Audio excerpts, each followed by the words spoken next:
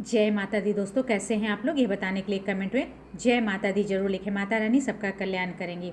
दोस्तों आज के इस वीडियो के माध्यम से हम आप लोग को बताएंगे कि चैत नवरात्रि साल 2021 में जो 13 अप्रैल से शुरू है उसमें कन्या पूजन आपको किस दिन करना होगा। कन्या पूजन 20 अप्रैल को करना होगा या 21 अप्रैल को करना होगा। साथ ही साथ आपको पारण किस दिन करना होगा।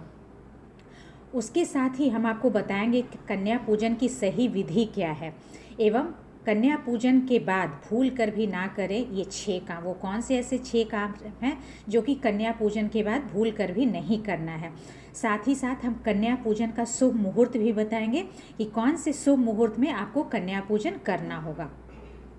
वीडियो स्टार्ट करने से पहले आप लोगों से रिक्वेस्ट है, अगर अभी तक आपने मेरे इस घरेलू खबर चैनल को सब्सक्राइब नहीं किया है तो चैनल को सब्सक्राइब करेंगे। वीडियो पसंद आएगा वीडियो को लाइक करेंगे और जितना ज़्यादा से ज़्यादा हो सके मेरे इस वीडियो को शेयर करेंगे।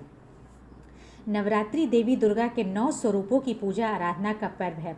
नवरात्रि अष्टमी और नवमी के दिन कुमारी कन्याओं को पूजने की परंपरा बेहद प्राचीन है।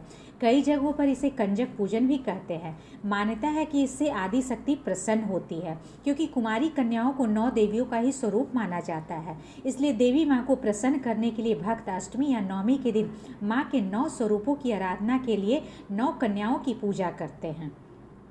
चलिए सबसे पहले जान लेते हैं कि अष्टमी और नवमी तिथि किस दिन है। तो आपको बता दें कि सोमवार 19 अप्रैल को सप्तमी तिथि मध्य रात्रि 12:01 तक है। इसके बाद अष्टमी तिथि का प्रारंभ हो जाएगा।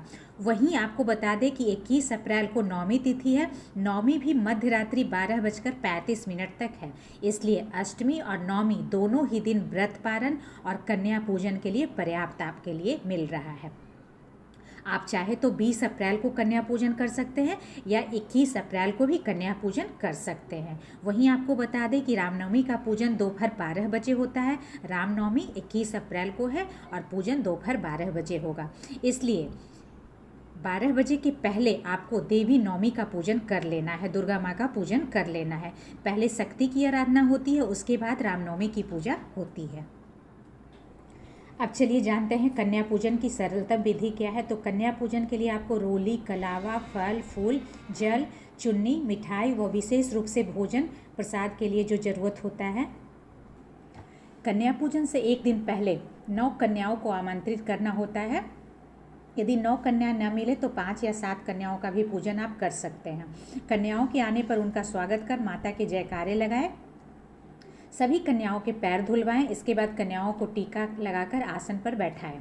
इसके बाद सभी को भोग लगाएं और अपनी क्षमता के अनुसार कन्याओं को दक्षिणा या उपहार दें। अंत में उनके पैर छूकर उनसे आशीर्वाद लें। ऐसी मान्यता है कि नवरात्रि में कन्या पूजन के बाद से ही नवरात्रि का व्रत पूरा होता है। बहुत से लोगों को इस बात की असमंजसता रहती है कि कन्या पूजन के लिए कन्याओं की उम्र कितनी होनी चाहिए।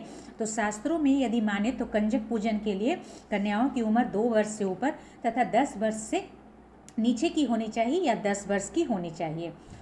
इसके अलावा एक बालक को भी आमंत्रित करें। अब चलिए जानते हैं वो कौन से ऐसे 6 जरूरी नियम है जो कि कन्या पूजन के बाद भूल कर भी नहीं करना चाहिए। कन्या पूजन के नियम: यदि संभव हो तो कन्या पूजन करते समय कन्याओं के साथ एक बालक को भी भोजन कराना चाहिए, क्योंकि बालक को बटुक भैरव के रूप में पूजा जाता है। कन्या पूजन के दौरान कोशिश करें कि 2 साल से लेकर 10 साल तक की कन्याओं का ही पूजन करें। कन्याओं को घर बुलाने से पहले घर के अच्छे से साफ सफाई कर लेनी चाहिए। कन्या पूजन कराते समय घर का माहौल शांतिपूर्वक रखना चाहिए और किसी भी तरह के क्लेश से बचना चाहिए। इस तरह कन्या पूजन के समय बरती गई सावधानियों और विधि पूर्वक किए गए कन्या पूजन से माता रानी प्रसन्न होकर अपने भक्तों को मनचाहा आशीर्वाद देती है। अब चलिए जानते हैं कि कन्या पूजन के बाद ना करें ये 4 काम। वो कौन से ऐसे 4 काम है जो कि आपको कन्या पूजन के बाद भूल कर भी नहीं करना चाहिए। तो कन्या पूजन के तुरंत बाद घर की साफ सफाई आपको नहीं करनी है। दूसरी चीज़ है कन्या पूजन के तुरंत बाद कपड़े आदि नहीं धोना है आपको। तीसरा काम है कन्या पूजन के तुरंत बाद स्नान ना करें। और चौथा कार्य है कन्या पूजन के तुरंत बाद नाखून ना काटें। इस प्रकार अगर इन नियमों को ध्यान में रखकर माता रानी की पूजा अर्चना की जाए तो माता अवश्य अपने भक्तों पर प्रसन्न होती है और उन्हें मनचाहा वरदान देती है। अब चलिए जानते हैं कि कन्या पूजन का शुभ मुहूर्त क्या है, कौन से शुभ मुहूर्त में आप कन्या पूजन करेंगे। तो जो लोग अष्टमी को कन्या पूजन करते हैं वो 20 अप्रैल को कन्या पूजन करेंगे।